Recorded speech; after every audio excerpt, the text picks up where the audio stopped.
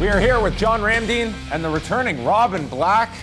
Robin, have you caught up on any of the news? Are you looking forward to Weidman-Rockhold next weekend? You know what? Weidman-Rockhold, I opened up my phone and I turned to my wife and I was like, oh, another breakdown down.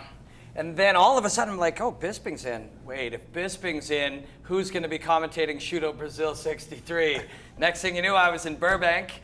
I was literally laying on a beach sipping tequila, just like Nate Diaz when I got the call, but it was a lot of fun. Really I'm very concerned about Jones and Cormier at UFC 200. I know. The Robin Black breakdown curse is catching guys. No. Well, we will find out if Robin's doing a breakdown on Stipe Miocic and Alistair Overeem September 10th. Odds are you will be. So this is all cards subject to change, but they are scheduled to fight in Cleveland. So Alistair Overeem does not get his wish of challenging for the heavyweight title at Madison Square Garden. Instead, he will be going into enemy territory in Cleveland, but maybe that's fair because of just fighting in Holland. But nonetheless, he gets the title fight, and given the timing of everything, those two fighting in such close proximity, I can't be too surprised that Overeem gets this shot. And then Velasquez and Travis Brown, that looks to be a fight that could happen down the road with the winner. Yeah, I mean, this fight makes the most sense. You've seen how Alistair Overeem has progressed over his last number of fights, getting that victory over Andrei Arlovski, as well, which is the former UFC heavyweight champion, as well as one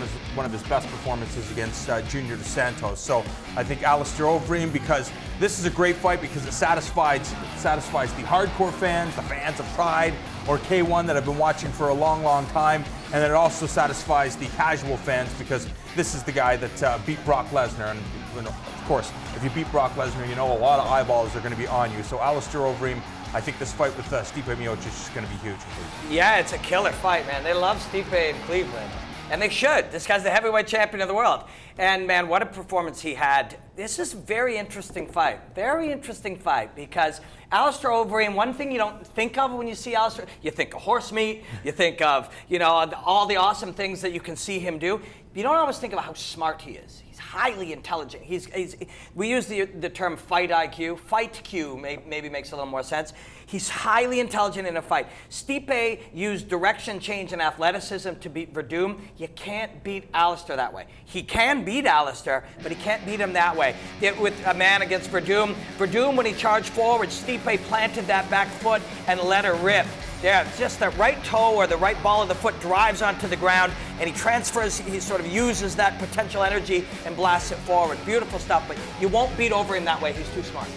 Now we shift focus to a fight that could end off the summer for the UFC at UFC 202. That appears to be the event that they are trying to put this rematch together with Conor McGregor and Nate Diaz. And a lot of this has largely just been speculation, but now we're hearing the sides at least speak publicly. Conor McGregor was on ESPN over the weekend. Nate Diaz was on the MMA Hour discussing their individual meetings with Dana White and Lorenzo Fertitta. We're not there yet. Floyd Mayweather is this weird thing that is out there that I think is hypothetical at best. And I want to get famous, you just throw Floyd Mayweather's name in. Well, what Nathan Diaz... Mayweather's giving it credence because it's something that would certainly be beneficial to him if that fight were to be put together. And it's very weird. Nate Diaz kind of called this out, that this is this weird leverage play where they're trying to insinuate that Conor's options are out there beyond Nate Diaz. And Nate Diaz is stating, listen, I was a big part of the success of 196. I want to be paid accordingly. So that's the stalemate we find ourselves in here. And it's interesting to see now that this is taking more of a public front in terms of this negotiation. But this rematch seems to be the fight that it will happen. It's simply meeting in the middle, which Nate Diaz is open to. Oh, yeah, but not really. Nathan Diaz is not really open to meeting in the middle. He's like, this is the amount of money that I want. The first fight was a huge fight. I think they said it's the number 2 fight in UFC history. He goes, I was a huge part of that. He said, people are saying that I wasn't a draw. Dana White said I wasn't a needle mover. He said, but, Fox needed numbers. And who did they use to get those numbers high on Fox? They used me. And because of that, Nathan Diaz, continued to build, a reputation. People wanted to watch this guy because he's an action fighter. And then this huge victory over Conor McGregor. He said, look how many fighters I've faced in the past that guys I've lost to where I asked for a rematch and nobody offered me a rematch. I don't have to take this fight with Conor McGregor. I'm giving him the opportunity, but I want to be paid accordingly because I know how big this fight's going to be. And you know what the UFC is going to do? They're going to pay him accordingly because this fight's totally going to happen at UFC 202. Now, maybe I shouldn't say totally going to happen, but it's like 95% going to happen at UFC 202. I can tell you that right now. This is going down. It's going to happen. Yeah, it's interesting to see how far Nate Diaz pushes this, because this feels like he is at least giving the public stance that I can walk away from this fight. He just made more money than he had in his entire career for 196. So it's very much like Nick Diaz after the George St. Pierre fight. Making that kind of money, you're not exactly have your hands out waiting for another fight. The Diaz brothers have never really been about that in terms of they want to be paid accordingly for what they're doing. These are guys that don't get a high off of simply fighting. No, they smoke pot. Yeah, no, and on top of that, Nathan Diaz in that same interview says, I don't care about titles. It's like, because Ariel Helwani said, well, would you fight for the championship? He's like, I don't care about titles. We've talked about in this past. I just want the biggest fights with the biggest paydays attached to them. And right now, because the UFC offered the rematch with Conor, he's like, I don't want any other fight. This is the fight that was offered to me. Make this fight. You said I wasn't a star. Then let Conor go fight Floyd Mayweather.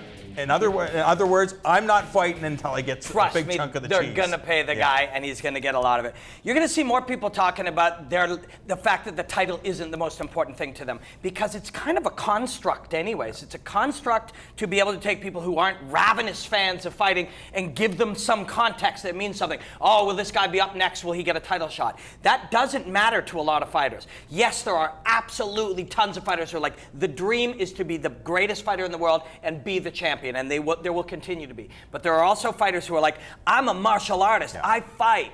And the Diaz's are not alone in that. You're hearing that from plenty of other fighters too. The belt is a really cool thing, particularly for people who are on the fringes of enjoyment or who enjoy lists to be able to like say, oh, this guy's number 3. That's all valid. That's all real. But it's not important to every single fighter. Some people, though, they do need it in order to make money outside of whatever fight endeavor they have. For example, Holly Holm, I know she was a decorated champion in boxing, but until she became the UFC champion, I don't know what type of outside sponsorships she was getting. I don't know if she was getting TV deals. I will propose something that is identical to Nate Diaz, but there's no title there.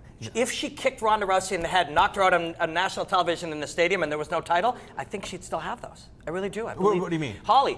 So all those things that Holly got by being the champion. Only because Ronda was the champion, I think. But if we have no belt, and Ronda is the biggest star in the world, and she head kicks Ronda unconscious in that stadium, no belt, no champion, I still think she would get all that stuff by beating Ronda. Only because Ronda is such a star. What happens if she did that, before she was champion, if she did that against Shevchenko, kicked her in the head, would she become a big star? I don't think even with the belt she would. I think she became a big star because she kicked Ronda Rousey, the world's most famous female fighter, and knocked her out of the stadium. But Nathan Diaz, to be fair, it wasn't Conor McGregor it was Conor that made him the most money, but most people had given Nate his due because of everything he'd done in our world. Sure, in our world of fighting. We all love Nate Diaz. Because he says that also in the interview. He said there's a lot of people coming out of the woodwork. They said, as a matter of fact, they said a lot of people get him and Nick confused to the point where he's like, I don't care. I'm Nick Diaz. Yeah, sure, I'm Nick Diaz today. In our world, Nate Diaz was an absolute star. We know what a study is. We know what a badass he is. We know how interesting these guys are. But he has transcended that by knocking out this famous Irish guy who talks well. The belt matters, but it ain't the only thing that matters. Well, look at the two biggest fights the UFC can promote right now are Conor McGregor and Nate Diaz, which would be happening at 155 or 170, and you have Ronda Rousey and Holly Holm. No championships involved in any of those. And those they were champions. They were, but they won't be in their next fights. No, I get that. But again, what I'm saying is, if you have Demetrius Johnson fighting, and you have Demetrius Johnson, who all of us recognize as one of the pound-for-pound best, skill-wise, have him fighting on pay-per-view, you don't attach a title to that, less people are going to be interested. I think even when you attach the title, I don't know it makes a difference. I think it's an interesting thing. It's a conversation I think we're going to continue to have. But you make a bingo point right there. The two biggest fights in the world that they can make right now do not involve any title at all. But there were champions. They were champions, but they're not now. All right, quickly, Matt Brown has signed a new 8-fight deal, that coming from Fox Sports, and he draws Jake Ellenberger at UFC That's a great 201. The guy just had 3 fights in Brazil in like 2 days. Yeah, I know. So he's coming back in very quick fashion, and Alex Caceres stepping in to replace BJ Penn against Cole Miller. That will be happening next weekend at 199. This coming Sunday night, the UFC is in Las Vegas. The prelims will be airing in Canada here on Fight Network, with 4 fights coming your way from Vegas, featuring Sarah McMahon and Jessica Ai in the featured prelim bout.